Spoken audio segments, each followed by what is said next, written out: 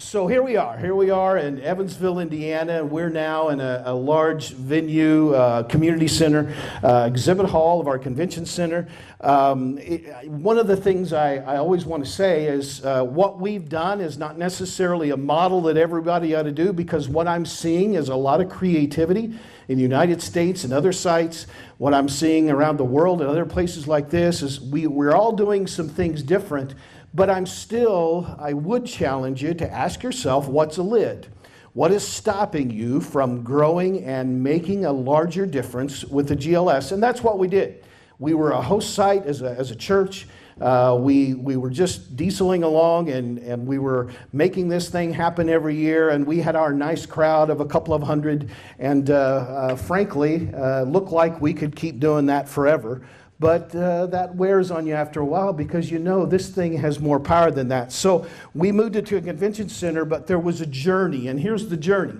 To get it to a convention center, we started as a host, and then we went to multiple hosts. So we had it at our church, and then we moved it to a couple of other sites, and so there was 3 churches in town hosting, and we had some muscle in all 3 churches, and I call that, in our case, that was host muscle before I ever thought about a convention center, because before I went to a convention center, I went to all 3 of those hosts, and they said, "Are you in?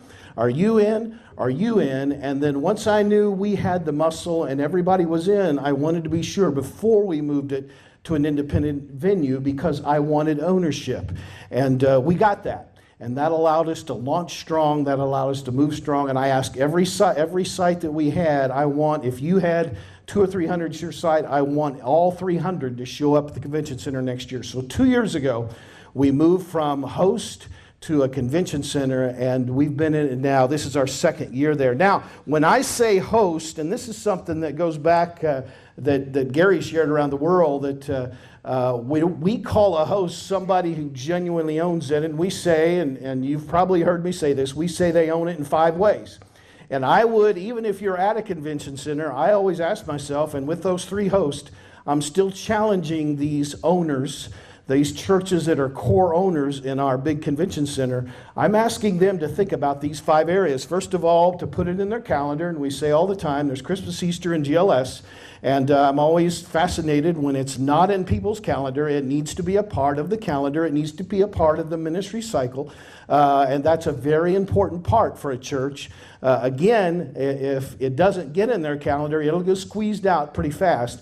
We just make that a fundamental part of our calendar every August in the States. And then our staff is all required to attend, but this is unique. We make our staff pay.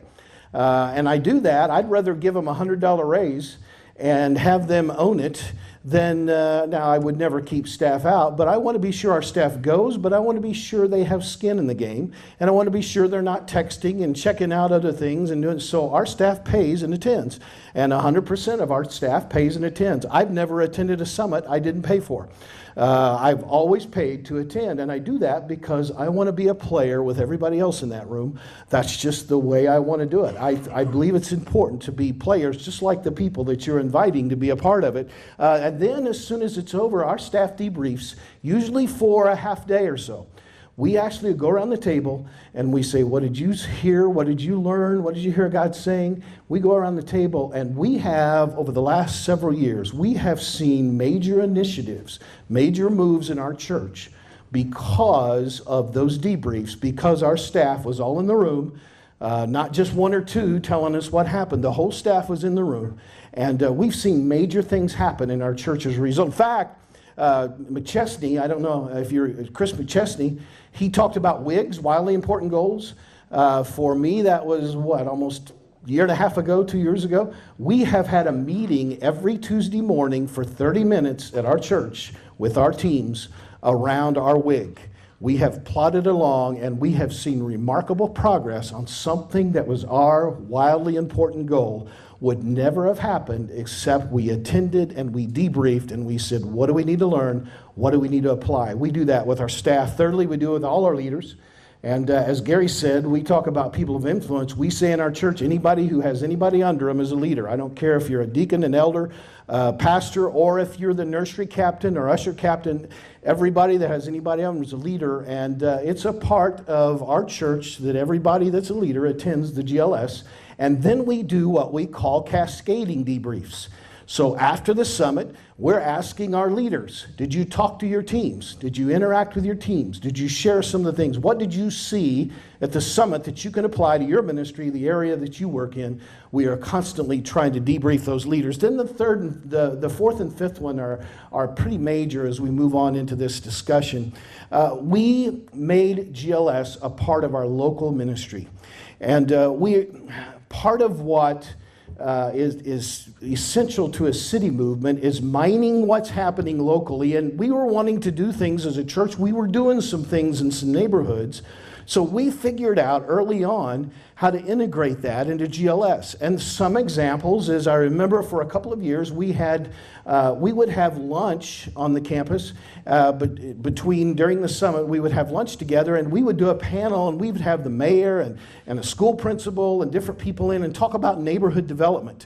Today, as a result of some of those discussions, we've got work going on in some neighborhoods of our city because our church, as a host, talked about the local impact, the local needs, and over time, that became part of our local ministry. So we made sure that our local work was integrated in the fiber of the GLS as we were being inspired and as we were being challenged. And then lastly, global, for us, that was major. We were doing ministry in two major global areas. We were working in Afghanistan, and we were working in Myanmar. And then this goes back several years. We're still there, but it goes back several years, and we were hosting this summit. And at that time, there was no summit in Myanmar, and there was no summit anywhere near Afghanistan. And so we went to Willow and through several connections, and we helped with some of the funding and got involved. We helped start the summit, and I believe that was about 2009 in the country of Myanmar. We had orphanages there. We were doing work there. We had people traveling in and out on trips, but we had never done anything for the city of Yangon, which is the main city in the country of Myanmar. Our first year, we had 300 attend, and I had to basically smuggle the projector in, not because it was illegal, but when you carry in a big projector to a country like that, there's a lot of questions. And so we set it up. We had to run on generator because there wasn't steady electricity. So all of those hurdles we had to overcome, but we had 300 that year. And I think this past year, we are now in 6 cities in Myanmar with about 3,000 leaders throughout those 6 cities. So our church was reaching Myanmar. We decided to integrate the summit, and it has transformed our mission work throughout that country. Another story is we were in Afghanistan. Well, we decided it was a little difficult. We've been in Afghanistan for about 12 years. It was a little difficult to take the summit to Afghanistan, but Dubai was a pretty good spot that everybody flowed in and out of around Afghanistan. And so about 5 years ago now, Gary was there with us, and we launched with some pastors. And I will be there Friday for the GLS for this year. And in Dubai, we have about 750 registered. We're expecting about 800 this Friday at the summit in Dubai. That probably represents about 75 or 80 nations. And that all came just because we're trying to figure out tools that we could use to reach areas where we were going as a church. And the Leadership Summit was the perfect resource for us to move into some areas where we were doing mission work. The story goes on out of Dubai, and we're now working with the GCC countries. And I just came back. We launched the summit in Saudi Arabia in November. We launched the summit in Oman in September. We're going to Bahrain this year. We're getting ready to go to Beirut. All of that's happening as we've the Willow has allowed us, and we've been a part of working with the international team, Elise and Gary and others, in just taking our passions as a church, using this resource called the Summit, and moving into areas and into mission fields that we were passionate about. So I say all that to say, when I talk about host, when I talk about a church that owns it, it's not a casual, let's sponsor it this year. It is, this thing is a resource. How can we use it to move our ministry down the field? And we've been blessed to allow the Resource of Leadership Summit to be a vital part of who we are as a church.